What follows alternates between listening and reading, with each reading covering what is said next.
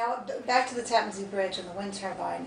Have you been, you contacted the governor and the legislature and also the Tappan Zee Bridge task force? Right. What sort of what response have you gotten back? The only response I got back was from the Tappan Zee task force so far, from Mr. Anderson, who's the head of it, and he seemed to be receptive, at least open-minded. I haven't heard yet from the governor and the state legislature, but that doesn't really concern me because the state still has not finalized their report and recommendations for the Tappan Zee Bridge. So my feeling is, if the state actually says we're building a new bridge, then that would be the time to aggressively push for the wind turbines to be installed on the top of the bridge. And any thoughts on how this would be financed? Is this a costly project?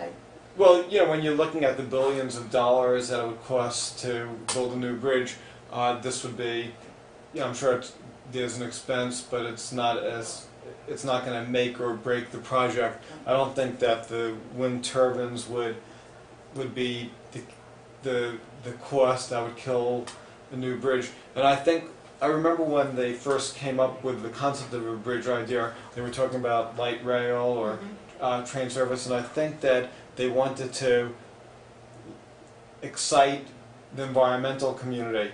If you have a rail service or you have rapid transit or bike lanes, it's something that makes people feel we're doing something that is making the bridge greener.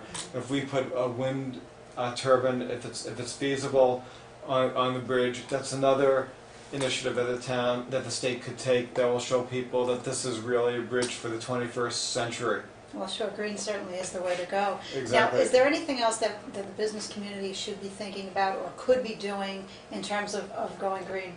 Any thoughts on that? Well, I think, you know, all the businesses should be exploring ways of saving on their energy. When you go down Central Avenue or some of the 119 or 9A and you see lights on in the middle of the night, that's something that is wasteful, and it costs them. And perhaps they should do what the town did a few years ago. We put sensors at the town hall. Although I have to admit that when I'm working in the evening, sometimes it's not that great because I'm typing, and then all of a sudden the lights go off, so I have to move around to get the lights back on. But again, there's little things that everybody could do to conserve, and by itself, it's not going to solve the energy, crisis, but it all adds up.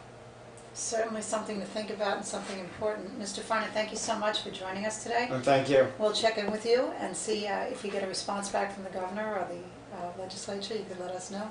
I'm Caryn McBride. Thanks for tuning in.